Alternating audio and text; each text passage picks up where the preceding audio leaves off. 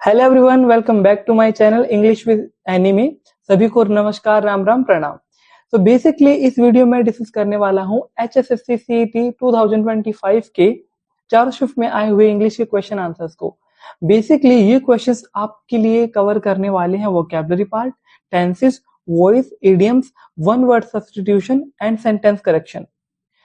Basically इस video का जो पर्पज है वो केवल इसको एक्सप्लेन करना है, इसका एनालिसिस करना नहीं है। इन क्वेश्चंस को ऑब्वियसली बात हम कवर करेंगे, बट इसका जो सोल पर्पज रहने वाला है वो रहेगा हमारा HSCC के जितने भी अपकमिंग एग्जामिनेशन है, चाहे वो मेंस के एग्जामिनेशन होंगे या ग्रुप डी के एग्जामिनेशन होंगे, उसमें इनमें से क्वेश्चन ऑब्वियसली बात है पूछे जाएंगे। इन सेम कंसेप्ट से ही क्वेश्चन पूछे जाएंगे, तो उसी को ध्यान रखते हुए मैं आपको ये वीडियो एक्सप्लेन करूंगा। ईच एंड एवरी क्वेश्चन को हम एनालिसिस के साथ साथ जितने भी मैक्सिमम पॉसिबल क्वेश्चंस हैं हम उनको कवर करेंगे। बस आप बने रहिएगा लास्ट तक। कोई भी डाउट क्वेरी आपकी है तो आप कमेंट सेक्शन में कमेंट कर सकते हैं। Let's begin. सो देखिए, मैं स्टार्ट कर रहा हूँ 26 जुलाई 2025 की पहली शिफ्ट में आया हुआ पहला क्वेश्चन इंग्लिश का। So basically it was a paragraph based question. You can see in the question paper. I was just taken the question. यहाँ पे मैंने सिर्फ वो प्रश्न को उठा लिया है। एक प्रश्न को पढ़ते हैं। Despite the thunderstorm, dash dash dash, what can be inferred from the man? आप देखिए, एक इंसान है इसमें। बेसिकली इस पैराग्राफ में क्या डिस्क्राइब किया गया, मैं आपको दोबारा से रिकॉल करवा देता हूँ। उस क्वेश्चन में पूछा गया था कि बारिश आ रही है, तूफान आ गया है, ओले गिर रहे हैं, थंडरस्टॉर्म हो रहा है, बट जो इंसान बैठा हुआ है, जो आदमी बैठा हुआ है, इवन कि वो लगातार कॉन्स्टेंटली स्टेयर कर रहा है ऑरिजोन पे, यानी कि स्टेज के ऊपर। अब इमेजिन करें कि इंसान, इतना कुछ हो रहा है, आगे आपदा आई पड़ी है, डिजास्टर हो रखा है, but is not attending to anything, is just being very focused. तो इसका मतलब क्या हुआ? First option, he was afraid, he was deep in thought, C he hated the rain, D he didn't notice the storm. तो basically जो conclusion निकल के आता है, correct answer will be he was deep in thought. तो ये आपका comprehension based question था। इस टाइप के क्वेश्चंस के लिए आपको कॉन्स्टेंटली रीडिंग करनी पड़ती है ताकि आप एक एक्सट्रैक्ट निकाल पाते हैं कि what is the key essence of any paragraph. Now let's comes to the next question. अब उसी शिफ्ट के अंदर जो नेक्स्ट क्वेश्चन पूछा गया था, it was which of the following best describe the phrase throw in the towel. आप इसको बहुत इजी करके मैं आपको बता देता हूँ। Basically throw in the towel क्या होता है? जो हमारा रेसलिंग होती है, जो बेसिक फाइट का जो गेम होता है, उसमें क्या होता है, जब तौलिया फेंका जाता है उस रिंग के अंदर, उस टाइम पे होता है कि हार मान ली है, गिव अप हो गया है, यानी कि मैच हैज बीन स्टॉप्ड, अब वो बिल्कुल ओवर हो गया है। तो यहाँ से आप याद रखना, throw the towel, throw in the towel basically means, इस फ्रेज का मीनिंग होता है किसी काम को छोड़ देना, गिव अप कर लेना। तो the option will be, C option will be correct here, to give up. क्या बता सकते हैं टू सेलिब्रेट और टू क्लीन अप के लिए कौन सी फ्रेजेस यूज करते हैं, कौन से इडियम्स बेसिकली यूज करते हैं इंग्लिश में? कमेंट सेक्शन में।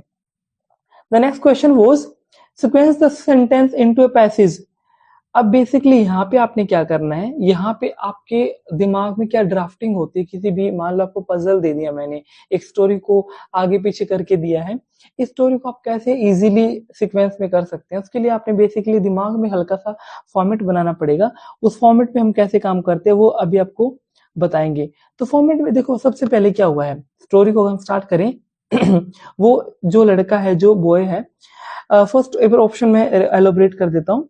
First option is his parents encouraged him to try again. Option second, statement second, he failed the mathematics test. Option statement third, he studied hard for the next one. And fourth, eventually he passed with good marks. अब सबसे पहले आपने क्या करना है, यहाँ पे आप 3 स्टेज बना के चलेंगे। देखिए फर्स्ट स्टेज पे क्या हुआ है, फर्स्ट स्टेज पे ही फेल, तो दिमाग में पहला स्टेप क्या हुआ है, वो फेल हुआ है। सेकंड पे क्या होता है, उसको सपोर्ट मिलती है, उसके जो पेरेंट्स हैं उन्होंने उसको सपोर्ट करा। अब सपोर्ट भी कर दिया, फेल हुआ, फेल होने के बाद सपोर्ट मिली। अब क्या होगा, अब उसने खुद अपने एफर्ट लगाया कि यार I have done really something wrong to my studies and now I have to study, and then last में क्या मिली इसको, सक्सेस। अब इसको हम कैसे स्टार्ट करेंगे, इसको स्टार्ट करेंगे इस टाइप से। ऑप्शन डी पे एक बार आ जाइए।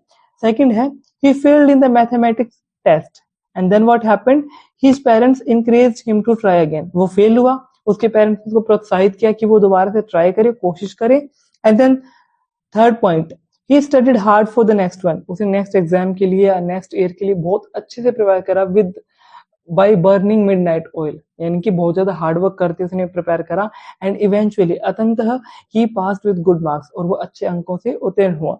तो इस टाइप से हम मान के चलेंगे इसको एक सीक्वेंस, इस टाइप क्वेश्चन जब भी आए दिमाग में एक सीक्वेंस आप क्रिएट करें, ड्राफ्ट करें। इस सेम पैटर्न पे बहुत सारे क्वेश्चन होंगे, तो ऑब्वियस सी बात है मैं आपको शेयर कर दूंगा डिफरेंट वीडियो में। Now let's come to the next question.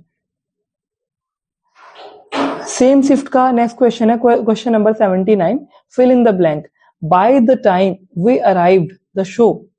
अब देखिए यहाँ पे दो तीन चीजें काम करेंगी जो आप ना विद इन 3 सेकेंड्स आइडेंटिफाई कर लोगे कि यहाँ पे कौन सा आंसर करेक्ट होगा। अब देखिए जब बेसिकली बात अब टेंस की आ जाए, अगर एक पार्ट में हमको आपको V2 दे रखा है, अब यहाँ पे एक पार्ट को देखिए, by the time we arrived, जिस समय तक हम पहुंचे थे, अराइव्ड क्या हमारा सेकंड फॉर्म। अगर किसी भी सेंटेंस के एक पार्ट में वर्ब की सेकंड फॉर्म है तो नेक्स्ट पार्ट में अल्टीमेटली हैड प्लस वर्ब की थर्ड फॉर्म हो जाता है। एक ट्रिक आप ये लगा सकते हैं।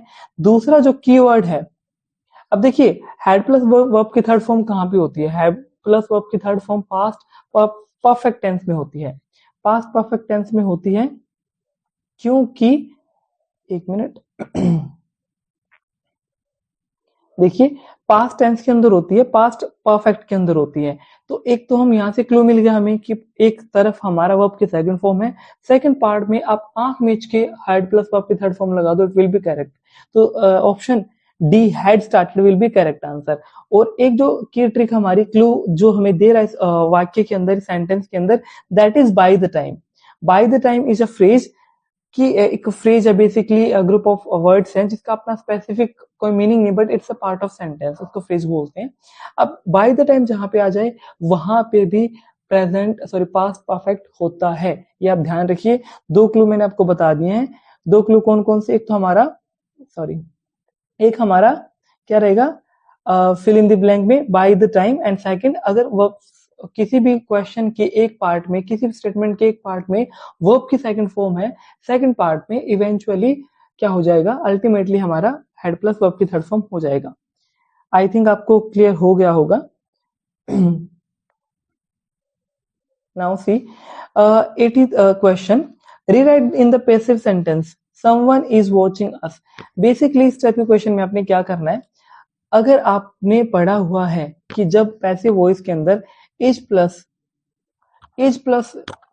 का कोई भी फॉर्मेट होता है, इज प्लस का कोई भी फॉर्मेट अगर हमारे पास है, इज प्लस बीइंग, वो इज एम आर वोज वर, इस टाइप से कोई भी क्वेश्चन पूछ रखा हो तो उसमें आपने बेसिकली क्या करना है, उसको हम करते हैं बीइंग से ही स्टार्ट, लाइक उसमें बीइंग ऐड करना होता है। कैसे करते हैं स्टार्ट, इसको बनाते हैं, first of all us will be changed in we and then we is, obviously बात sentence is in present continuous, तो present continuous में ही बनेगा। so we then are, is का r हो जाएगा जब इसको एक्टिव वॉइस पैसिव वॉइस से इसको जब एक्टिव से पैसिव में लेके जाएंगे तो us को हम करेंगे we, is का r, we are, now we have to add being। अब आपने यहाँ पे क्या ऐड करना, being आपने ऐड करना है यहाँ पे। अब being ऐड करते क्या लगाएंगे, वर्ब की third form being watched and then someone, we are being watched by someone, means option first will be correct। अब is am are जैसे कि एक सेंटेंस और मैं आपको बोल के बताता हूँ, I am writing a letter, I am writing a letter, what will be the correct passive voice of this sentence, a letter is being written by me, a letter is being written by me, he is writing a letter is being written by him, a letter is being written by him। इस type से is plus being लगा के वो आपकी third form लगा के आप इस क्वेश्चन को एंड अप करेंगे। I hope it's clear. Now see next question, 81st question of the same shift 26 July 2025, which is correctly spelled। बहुत इजी क्वेश्चन है। इनएविटेबल मतलब something that is can not B undone, जिसको जो अमर है, अविजय है, जिसको जो हमेशा जीतता है, इनएविटेबल, विजयी। देखो इसको दो टाइप से कर सकते हैं आप, इनेवी प्लस टेबल, इनेवी इन नेवी प्लस टेबल प्लस टेबल, बस करेक्ट है। इसको कंपाइल करके देख लीजिए कौन सा ऑप्शन करेक्ट है। ऑप्शन ए इनएविटेबल, तो it will be the correct answer, right. Now come to the next question, 82 question. What do you call a person who speaks many language? बहुत इंपॉर्टेंट क्वेश्चन है, अभी words को जरूर ध्यान से देख लीजिएगा आप। First option is bilanguage, B option is monoglot, C option is polyglot and D translator. एक सिंपल सी ट्रिक है जहां पे पोली आए, poly means many, poly means many, polygamy, बहुत सारी मैरिजेस। पोलीग्लोट, ग्लोट होता टंग, टंग मीन्स हमारी language, basically tongue is the basic part to produce the language. Polyglot means बहुत सारी लैंग्वेजेस, मेनी लैंग्वेजेस। अब एक इंसान जब बहुत सारी लैंग्वेजेस बोल सकता है, he'll be polyglot। Other options को भी हम एलिमिनेट करके एक बार इनको एक्सप्लेन कर देता हूं। मोनोग्लोट, मोनो मीन्स होता है single, only one, mono. Glot tongue, language, एक सिंगल लैंग्वेज बोलने वाला इंसान। If you are speaking only English then I can say he is a monoglot person, he is a monoglot person, वो केवल एक language बोलता है। Bilingual, bi means two, language language जो दो लैंग्वेज में बात करता है। Now like I am being bilingual, I am using English as well और मैं हिंदी का भी यूज कर रहा हूँ, तो आई एम बाइलिंगुअल। ट्रांसलेटर तो ऑब्वियस ही बात है, ये तो नियर अबाउट भी नहीं है हमारे, क्योंकि ट्रांसलेटर मीन्स अनुवादक, जो चीजों को ट्रांसलेट करता है, right. I hope it's clear. Now come to the next question, 83rd question of the same shift. She asked me if I was fine. आप देखिए इस क्वेश्चन के ऊपर डाउट भी लगाया है बच्चों ने, इस क्वेश्चन पे चैलेंज भी करा गया था जब आंसर की हमारी आई थी प्रोविजनल आंसर की। तो बेसिकली देखिए इसको मैं बहुत ही इजी तरीके से सॉल्व करके दिखाता हूँ कि करेक्ट आंसर क्या होगा। इसका जो करेक्ट आंसर पहले आपको बता देता हूँ क्या है। इसका करेक्ट आंसर होगा ए, शी शेड। अब आप इसको बना के देख लीजिए, ऑप्शन ए को आप बना के देखिए, एग्जैक्टली हमारा जो स्टेटमेंट दी गई है वही बनेगी। क्यों बनेगी अब वो देख लीजिए। शी सेड, उसने कहा, कॉमा, आर यू फाइन, क्या तुम ठीक हो। जब सी सेड हमारा जब भी रिपोर्टिंग वर्ब पास्ट में होती है और क्वेश्चन मार्क वाला इंटेरोगेटिव सेंस वाला क्वेश्चन या स्टेटमेंट होती है, तो सेड को हम किस में बदलते हैं, आस्क्ड में। तो शी आस्क्ड। अब नाउ हमारा जो नेक्स्ट पार्ट है, पार्ट ऑफ द सेंटेंस है, रिपोर्टिंग स्पीच है, रिपोर्टेड स्पीच है, ये हमारा स्टार्ट हो रहा है with the helping verb is am are. जब हमारा रिपोर्टिंग वर्ब में या स्पीच के अंदर जब भी हमारा रिपोर्टिंग स्पीच स्टार्ट होता है इज एम आर किसी भी हेल्पिंग वर्ब से, इसको हम चेंज करते हैं, इसको हम ऐड करते हैं इफ के साथ में। So she asked if, now tense change होगा, इफ आई, यू का आई हो जाएगा, आई आ गया तो इसके साथ हमारी वर्ब की फॉर्म आएगी, हेल्पिंग वर्ब आएगी, was fine. She asked me if I was fine, it will be the correct answer. I hope it's clear. तो इस टाइप से प्रैक्टिस कर लीजिए, एक दो बार देख लीजिए सेम सेंटेंस को, और जब इस टाइप के क्वेश्चन आए एक बार बना के देख लीजिए, जिसका करेक्ट बनेगा it will be the given statement, वही आपका आंसर होगा, right. Now let's come to the next question. 26 जुलाई 2025 सिर्फ पहली में, फर्स्ट में, प्रथम शिफ्ट में हमारा 84th क्वेश्चन था, what is the antonym of ambiguous. Okay guys, so see when you have to learn vocabulary you must get aware of root words, ठीक है। जब रूट वर्ड्स आपको पता होते हैं you will be able to eliminate the option. कई बार क्या होता है कि एग्जैक्ट हमें एक दो वर्ड मीनिंग नहीं आते होते, बट अगर हमें रूट वर्ड पता है तो we will be able to find out the answer, हम बिल्कुल इजीली पता लगा लें कौन सा आंसर होगा। अब देखिए वर्ड हमारा ambiguous, ambiguous, first of all do you know what does mean of ambi? Ambi means two, ambi means two, ambivert, ambitu, ambiguous। अब देखिए सुनने में अटपटा सा लग रहा है ambiguous, जहां पे दो चीजें होंगी, दो चीजें होंगी तो ऑब्वियसली आप कंफ्यूज हो जाओगे, आप थोड़े से ब्लर हो जाओगे कि यार दो है, आप कंफ्यूज हो जाओगे बेसिकली। तो ऑब्वियसली बात है ambiguous क्या हो गया, समथिंग दैट इज अनक्लियर। अब देखिए फर्स्ट ऑप्शन हमारा obscure, the situation has been made obscure by the people to hide the truth। लोगों द्वारा सच्चाई को छिपाने के लिए सिचुएशन को obscure, धुंधला कर दिया गया, कॉम्प्लेक्स कर दिया गया है। तो ये तो इसका सिनोनिम हो गया एम्बिगुअस का। अनक्लियर, वही मैंने बताया जब हम कंफ्यूज हो, क्लियर ना हो अबाउट समथिंग, अनक्लियर, ये भी इसका सिनोनिम हो गया। Definite, definite, something that is defined, clear, first है बिल्कुल, तो ये इसका अपोजिट जा रहा है, इसको हम एक बार टिक करते हैं। And then see the next option vague. Vague भी बेटा बच्चे उसका सिनोनिम होता है एम्बिग्विस का, आप सिक्योर का, vague something that is very complex, something that can not be comprehended, जिसको समझना आसान नहीं होता है, उसको हम बोलते हैं वेग। सो नाउ सी, हमने 3 एंटोनियम्स याद कर, सिनोनिम्स याद कर लिए एम्बिग्विस के, एम्बिग्विस, ऑब्सक्योर, अनक्लियर एंड वेग। But definite is the opposite one, it will be the antonym of the same. I hope it's clear.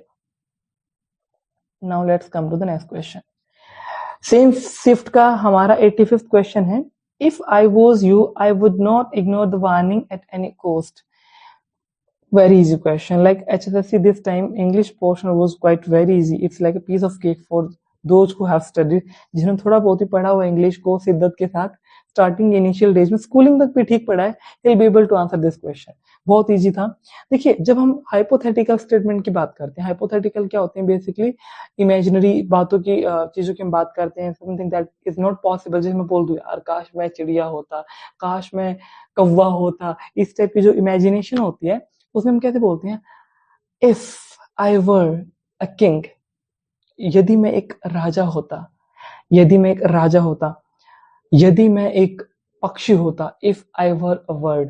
तो यहाँ पे बेसिकली आपने क्या करना, जब इस टाइप के सेंटेंस हो, हमेशा इफ के साथ में आपने क्या लगाना है, इफ के साथ में वर्ड लगाना है, इफ आई वर। तो फर्स्ट पार्ट के अंदर इन्होंने लिखा हुआ है इफ आई वॉज यू, अगर मैं तुम होता या तुम्हारी जगह होता, I would not ignore the warning at any cost, तो मैं इस चेतावनी को किसी भी कीमत पर अनदेखा नहीं करता, इग्नोर नहीं करता, इग्नोरेंट नहीं रहता। तो हमारा first option will be the correct, it's wrong one. I hope it's clear. याद रखिएगा जब भी किसी हाइपोथेटिकल स्टेटमेंट की बात करते हैं कि काश मैं ये होता या मैं तुम्हारी जगह होता, if I were, then start with I were. अब यहाँ पे थोड़ा सा वो है, एक्सेप्शनल केस है, बिकॉज यू नो आई के साथ बेसिकली वो हो जाता है, but it is the exceptional one, तो उन्होंने जानबूझ के ये वाला क्वेश्चन यहाँ पे पुट करा है। I hope it's clear. Now let's come to the next shift. अब 26 जुलाई को जो हमारी सेकंड शिफ्ट हुई थी, विच इज बेसिकली कंसिडर्ड की काफी इजी शिफ्ट था as compare to shift 1, but that is not a matter, we have to cover all the question. And आप ध्यान रखिए ये क्वेश्चन आपके लिए फाउंडेशन रेडी करेंगे, not only for HSSC mains examination, but जो ग्रुप डी के एग्जाम होंगे HSSC के, और कुछ अच्छे क्वेश्चन भी ऐसी बात नहीं जो SSC में भी पूछेंगे, like ambiguous was a good word, अभी हमने लास्ट टाइम करा। तो एक काफी अच्छा है ये सेशन, आप इसको बिल्कुल ध्यान से सुनते रहिए और समझते रहिए। Now come to the next question. Okay, choose the correct spelled word, it's very easy, like permanent की स्पेलिंग पूछी हुई है, इसको भी क्या करेंगे, परमा प्लस नेंट। परमा, परमा बेसिकली मेरे एक भाई का नाम है, परमा प्लस नेंट, और मैंने स्पेलिंग अपने 7th क्लास में ऐसे याद करी थी, परमा प्लस नेंट, परमा प्लस नेंट। अब नाउ इसको जोड़ के आप देख लीजिए, permanent, it will be the PERMANTNET, so option B will be the correct answer. तो इस टाइप से आप इसको मार्क कर सकते हैं, quite very easy to understand. Now let's come to the next question. Same shift का 77th क्वेश्चन था, I am looking for my pen, have you seen it, it will dash it. Now see, जब इस type के question आते हैं, इसमें basically जो हमारी वर्ब्स होते हैं उसके साथ में एक प्रेपोजिशन होता है, प्रेपोजिशनल वर्ब होते हैं जो आपको हेल्प करते हैं इसका आंसर ढूंढने में। I am looking for my, पढ़िए क्वेश्चन को, I am looking for my pen, have you seen it, मैं अपना पेन ढूंढ रहा हूँ, क्या तुमने इसे देखा। It, I will dash it, I will look it, मैं इसे देखना चाहता हूँ कि तुमने मेरा पेन देखा, कहाँ रखा था, मुझे देखना मेरा पेन कहाँ पे है। तो it's very easy, I will look it, it will be the correct answer, and then option C will be the right answer, right? I hope it's clear.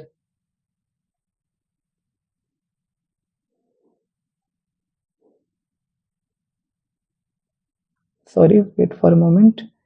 Okay, now let's come to the same question. Okay, now see next question. In the second shift it was 78th question, he was born dash in 1945. So basically यहाँ पे आपको 3 चीजें बताऊंगा जिनसे आप हमेशा identify कर लेंगे इन, एट और ऑन कहाँ पे यूज करना है। अब देखिए जब बात करते हैं किसी स्पेसिफिक मंथ की या ईयर की, आप कैसे बोलते हैं, मैं अगर मंथ की बात करूं, for example in the August, in the July, in the May, in the March.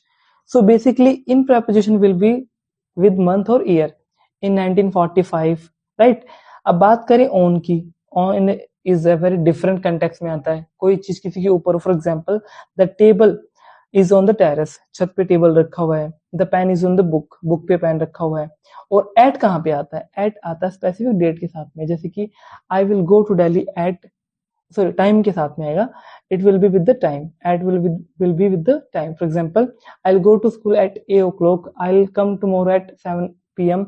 So basically at will be used with time. So now three things I've told you. तीन चीजें मैंने आपको अच्छे से बता दी हैं. First of all, in will be with the month and with the year. On will be to show the relationship. At will be the date. अब one is left for.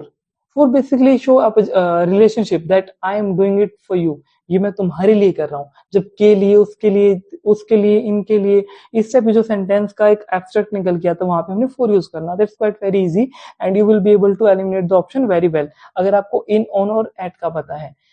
इसके लिए एक डिफरेंट वीडियो मैं बना दूंगा preposition में, depth में, detail में, तो you will be able to understand more easily. Now let's come to the next question. Second shift का 79th question. Choose the correct form dash since yesterday.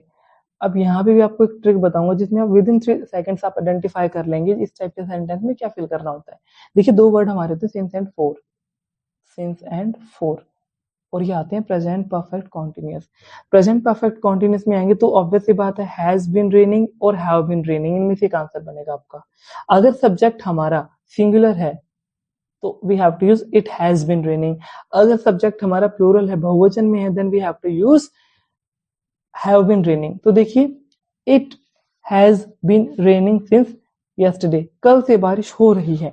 तो option A will be the correct answer. Option A will be the correct answer. अब देखिए since कहाँ पे आता है और four कहाँ पे आता है. सिंस बेसिकली आता है जब हमें पॉइंट ऑफ टाइम दिया गया है, यानी कि यस्टरडे, कल से, 2 घंटे से, मॉर्निंग से, इस टाइप से वो काम चल रहा है कि हमें टाइम तो ड्यूरेशन पता है बट हमें एग्जैक्ट टाइम नहीं पता, तो उस टाइम पे हम यूज करते हैं सिंस. और फोर का भी यूज होता है जब हमें स्पेसिफिक ड्यूरेशन ऑफ टाइम दिया होता है, जैसे कि I have been living here for 10 year, मैं पिछले 10 साल से यहाँ पे रह रहा हूँ. I have been waiting for you for last 10 minutes, मैं पिछले सॉरी पिछले 10 मिनट से आपका वेट कर रहा हूँ, प्रतीक्षा कर रहा हूँ. तो इस टाइप के जो क्वेश्चन होते हैं वहां पे हमारा ये होता है, फोर होता है. तो इस टाइप की कोई भी सेंटेंस है तो आप सिंस और फोर को देख के इट हैज बीन और it have been according to subject आप पुट करेंगे. I hope it's clear. Now come to the next question. The next question is the cave of Ajanta and Ellora, magnificent work of sculpture. Options are first option is are, option B is were, option C is and option D is was. अब देखिए हमें बहुत सारे student confuse होंगे कि the cave of Ajanta and Ellora, कि जब दो ऑब्जेक्ट की बात हो रही है, दो सब्जेक्ट्स की बात हो रही है, तो ऑब्वियस सी बात है we have to go with plural, हम बहुवचन में रखेंगे. बट ऐसा नहीं है, ये कुछ एक्सेप्शनल चीजें होती है, जैसे कि bread and butter, bread and butter, bread and butter, ये दो डिफरेंट चीजें हैं, बट स्टिल जब ये इकट्ठे आते हैं हम इनको सिंगुलर ही काउंट करते हैं क्योंकि हमेशा साथ में खाए जाते हैं. इनको हम एक कॉम्बो मानते हैं, इनको एक सिंगल यूनिट और एक सिंगल एंटिटी मानते हैं हमेशा. You can say my bread and butter is over, मेरा ब्रेड एंड बटर ओवर हो गया. यहाँ पे आप ये नहीं बोलेंगे my bread and butter are, it will be incorrect. So same the caves of Ajanta and Ellora, magnificent work of sculpture. But हमने यहाँ पे क्या करना, हमने यहाँ पे सब्जेक्ट देखना. सब्जेक्ट हमारे यहाँ पे अजंता और एलोरा, ये एडिशनल इन्फॉर्मेशन था. आप इसमें कंफ्यूज भी हो सकते थे कि अजंता एंड एलोरा को देख के आपने भाग के आर लगाया होगा, बट हमारा जो सब्जेक्ट है it's plural, the cave. The cave of Ajanta and Ellora is magnificent work of sculpture, कि अजंता और एलोरा की जो गुफाएं हैं, गुफा है, वो एक बहुत ही उत्कृष्ट प्रकार के काम का, वास्तुकला का प्रमाण है या उसका एक उदाहरण है. तो इस टाइप से आपको ध्यान रखेंगे. I hope it's clear. Now come to the next question and 81st question of the July 26 July 2025 shift 2, जो सेकंड शिफ्ट हुई जिसका हमारा 81वां क्वेश्चन था. Thousands of dash tourist visit this place every year. Thousands of tourist visit this place every year. अब इस type के जो क्वेश्चन होते हैं ना, इनमें अगर आपने थोड़ा सा भी इनको ध्यान से पढ़ा होता है, हमारे जो एडवर्ब्स होते हैं, प्रेपोजिशन होते हैं, आप इसको आराम से वो कर दोगे, आंसर कर दोगे, राइट। अब इसमें हमने क्या करना है, लेट्स सी। हमारा क्वेश्चन बनता है thousands of tourist visit these place every year from, thousands of from basically question थोड़ा सा आई थिंक मिस प्रिंटेड है। thousands of tourists visit these place every year from four, basically जो answer रहेगा हमारा वो from आएगा, कि एक जब डिस्टेंस, क्योंकि यहाँ पे जो कंसेप्ट रहेगा वो डिस्टेंस का रहेगा, डिस्टेंस को शो करने के लिए आप फ्रॉम यूज करते हैं, जैसे कि where do you come from, तुम कहाँ से आते हो, ठीक है। Where do you come from, where from you belong, from where you are, from where you have been putting up your task, तुम कहाँ से अपने सारे टास्क करते रहे हो। तो इस टाइप के जो सेंटेंस होते हैं इनके अंदर हमारा क्या रहेगा, फ्रॉम डिस्टेंस को शो करने के लिए। तो इट्स क्वाइट इजी, राइट। जैसे कि I think that question was thousands of tourist visit from, इस टाइप से कुछ करके आएगा ये। I think it's misprinted, I will check it again and I let you know. Okay, now come to the next question. जुलाई same shift का second question हमारा, synonym of ultimate. देखो कई बार हम स्पोकन जब हम करते हैं, लाइक हम when we speak something, ultimately it's done, finally वो हो गया। इस टाइप से अल्टीमेट का मीनिंग क्या होता है, जो अंत में जाके होता है, अतंतः, ultimately we have done the task, ultimately have done real something at last. Okay, तो ultimate the meaning is final, first of all the meaning is synonym is final. अब इन ऑप्शंस को, आगे जो ऑप्शंस है इनको भी हम थोड़ा देख लेते हैं कि इनका मीनिंग क्या होता है। विक्ट्री, विजय, बिगिनिंग, शुरुआत, प्रारंभ, फेमस, प्रसिद्ध। तो इनमें से कोई भी सेंटेंस बिल्कुल एग्जैक्ट फील नहीं दे रहा अल्टीमेट के लिए, so and the option A will be the correct answer for the ultimate as a synonym. Okay, now same shift का 83rd question, one word for a person of 10 year, sorry, a period of 10 year। देखिए जो 100 years का एक period उसको हम बोलते हैं century, 10 का जो उसको हम बोलते हैं डिकेड, दशक, 10 सालों का एक समूह, उसको हम बोलते हैं दशक। अब देखिए पायनियर होता है बहुत ही प्रसिद्ध ऊंचाई पे कोई चीज, सेंचुरी, शताब्दी, डिकेट हमारा हो जाएगा डिकेट, दशक। तो दशक विल बी द, यानी कि option C will be the right answer, option C will be the right, it will be the right answer, not she, extremely sorry for that. Okay, now see antonym of blooming. Okay, let me draw something then, let's be creative then. Choose the ink, yeah, it's not working, wait, एक बार इसको आप देख लीजिए। Yeah, now see guys, it's a flower and you see कि the flower has bloomed, फूल खिल गया। She has got a very blooming smile, उसकी smile बड़ी ब्लूमिंग है, खिलखिलाने वाली है। तो ब्लूमिंग का मीनिंग होता है खिलना, कोई चीज बहुत ही बहुत ही सुंदर, bright and kind of thing. तो फर्स्ट ऑप्शन हमारा है क्विट, क्वाइट, क्वाइट मीन्स शांत, fading something that is dull, not bright at all, mild average सामान्य, फ्लावरिंग फूल की तरह या फूलता हुआ। अब देखिए एंटोनियम बताना है, ब्लूमिंग का मीनिंग होता है खिलना, और एक ही वर्ड ऐसा जिसका नेगेटिव सेंस दे रहा है, इसका पॉजिटिव फील दे रहा है, इट्स, आप बताएं क्या होगा, option B, option B will be the correct answer, fading, fading is the correct answer, ये एंटोनिम हो जाएगा ब्लूम का, ब्लूमिंग का। नाउ सी सेम शिफ्ट का हमारा 85th क्वेश्चन है, meaning of the idiom to drive home, to drive home, बहुत ही इंपॉर्टेंट इडियम है ये, it has been asked I think in SSC examination also. Okay, the first option is back to original position, अपनी पुरानी स्थिति में वापस आ जाना। टू एम्फेसिस, प्रभाव डालना, दबाव डालना, इंसिस्ट करना। सी टू फाइंड वंस रूट, किसी की कमियां पता लगाना, उसके फाउंडेशंस को पता लगाना। Option D to return to the place for, place of rest, अपने विश्राम के स्थान पर लौटना। देखिए टू ड्राइव होम का बेसिकली मीनिंग होता है टू एम्फेसिस, टू एम्फेसिस, किस चीज के लिए एम्फेसिस करना, उसके ऊपर इंसिस्ट करना, to derive home. Okay, now see the next question, 27 जुलाई 2025 शिफ्ट फर्स्ट को हमारा 76 क्वेश्चन था, passive from she handles all task efficiently. बहुत इजी है, फर्स्ट ऑफ ऑल उठाएंगे हमारे ऑब्जेक्ट को, दैट इज, अब यहाँ पे एफिशिएंटली को आगे आप ले जाना, कई बार हम क्या करते हैं कि लास्ट वर्ड को ऑब्जेक्ट मान के उसी को आगे ले आते हैं, बट एफिशिएंटली यहाँ पे हमारा एडवर्ब है, सो इसको हम नहीं लेके आएंगे, हम लेके आएंगे सबसे पहले ऑल टास्क, all tasks, अब देखिए टास्क क्या है, प्लूरल तो are, all tasks are handled by efficiently by her, all tasks are handled by her efficiently, and this option is C.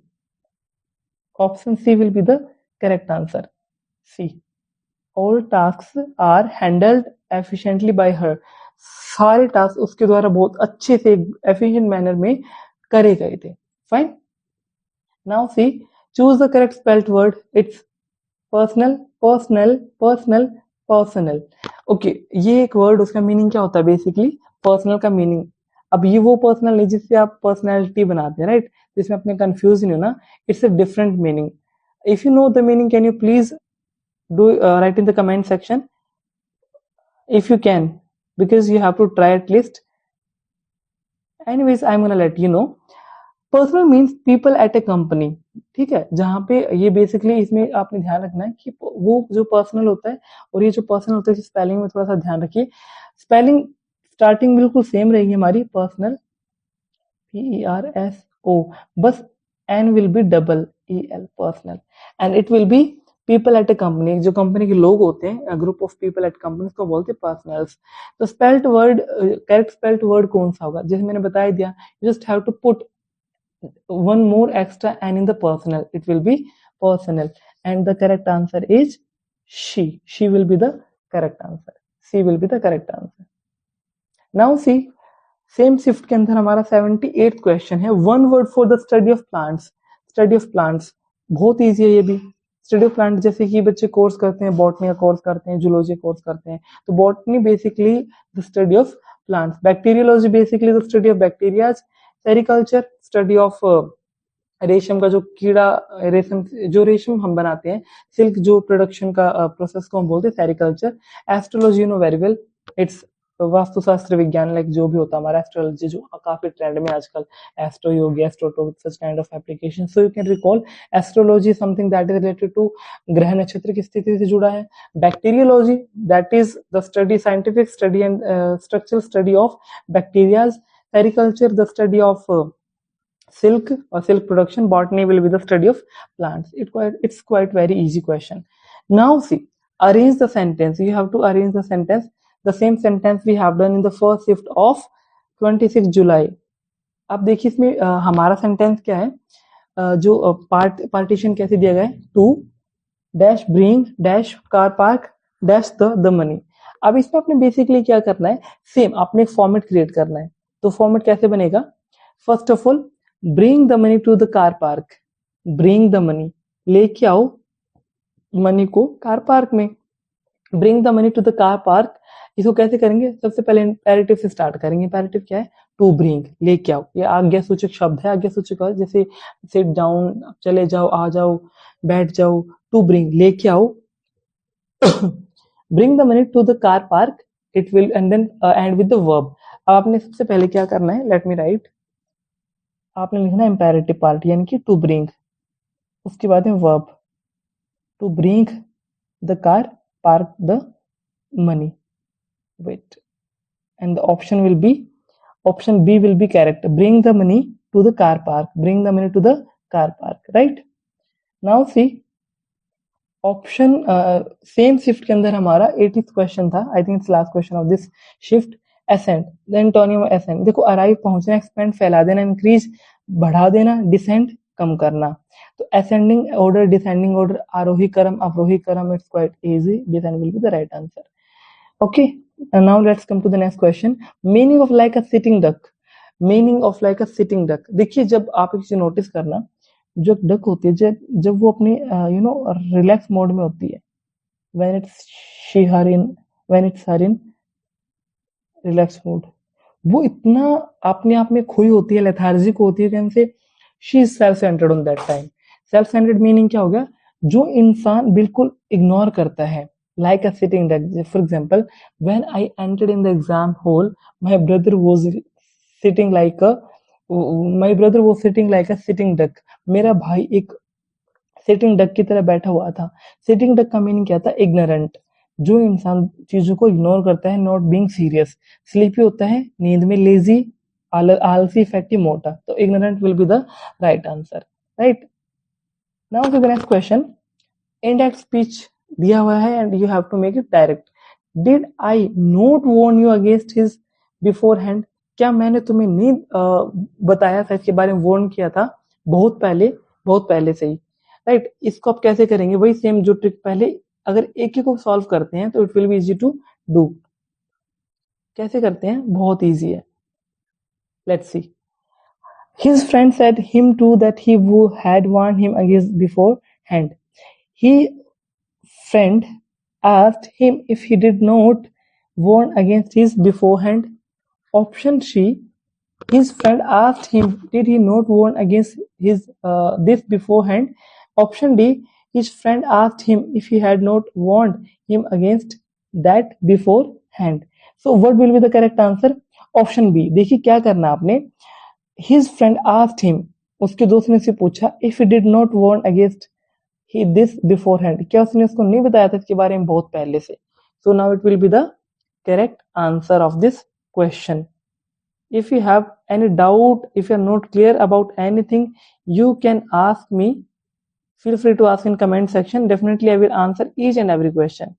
और सबसे इम्पोर्टेंट बात ये है इस सेशन के बारे में कि जितने भी क्वेश्चन हम कर रहे हैं, इनकी जो भी टॉपिक, चाहे वो टेंस के हैं, चाहे वो स्पीच के हैं, चाहे वो इडियम्स के हैं, उनके ऊपर एक अलग से टॉपिक हम लाइक एक इंडिविजुअल वीडियो हर एक टॉपिक में मैं आपको बना के शेयर कर दूंगा। You can watch that. After that अगर आप इसको सॉल्व करोगे, it will be very easy for you, right?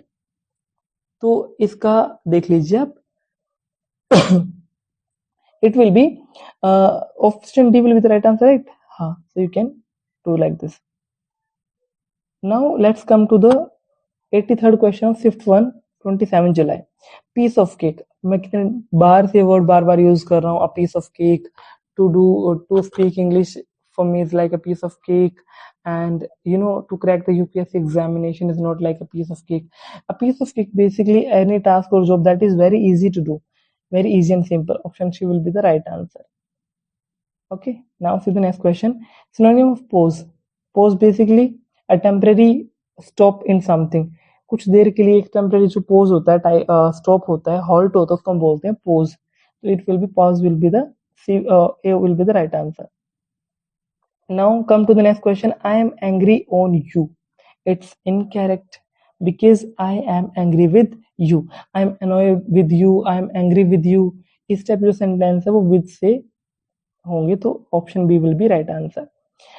Then next question, meticulous. Meticulous का मीनिंग होता है something that has been done with a great presence of mind, जिसको बहुत ज्यादा ध्यान से, बारीकी से करा गया हो। और एक ऐसा वर्ड इसमें मेरे को दिखाई दे रहा है, precise, something that is precise, it is meticulous. Detailed होता कोई काफी इंफॉर्मेटिव, काफी elaborated. Sloppy, something that is on the slope. Careful, देखभाल से रिलेटेड हो गया। तो बेसिकली हमारा जो राइट आंसर रहेगा, it will be precise. Next question, the same question that you have to draft something in your mind and you will be able to answer the question. Arrange the sentence. The station reached before noon day. I think question is incomplete, but I think it will be like this. The station, we have reached the station before the noon. इस type इसका बनेगा। So sorry, I have to see this question. इसको एक बार के लिए we have to keep on hold, but definitely I'll tell you. Now next come to the next question. Each of the boys have submitted his assignment today. ये देखिए subject verb agreement का question, बहुत easy है। Each of the boys, देखिए boys को देखिए बहुत बच्चे कंफ्यूज होंगे कि यहाँ पे कई बार इज MR का हम देख लेते हैं, नहीं, बट ऐसा नहीं है। Each of the boys have submitted his assignment. यहाँ पे क्या करना है, each of the boy means एक सिंगुलर बॉय की बात हो रही है, then it will be has. Each of the boy has, each of the teacher has gone on leave, each one of the students has done the work. तो सब में से किसी एक पर्टिकुलर की, ग्रुप में से किसी एक पर्टिकुलर की हम बात करते हैं, तो वहां पे each of ग्रुप्स, यानी कोई भी ग्रुप्स हो सकता है, boys, girls, sisters, like anyway. Then अगर सिंगुलर है तो it will be has. Then option जो पार्ट बी हमारा have submitted, it will be incorrect. Then option D is right option. Now come to the next question. As the plane, जैसे plane उड़ा, through the turbulence the passengers tighten their seat belt, उन्होंने अपने seat belt को tight कर लिया। ठीक है, तो ये दो बहुत इजी था। Flew and fast and the first will be the right answer, first will be the right answer. दोनों सिंपल प्रेजेंट पास्ट टेंस के थे, पास्ट सिंपल पास्ट टेंस और past indefinite tense. Next question is that it is essential that dash present at the meeting tomorrow. It is essential that she was present at the meeting tomorrow. बताइए क्या होगा। अब देखिए हम एक word बार बार use करते हैं, will, shall, will बेसिकली हम यूज करते हैं। तो बेसिकली जो इनका रूट फॉर्म होती है is, am, are, was, were, been, इन सब की रूट वर्ब होती है be.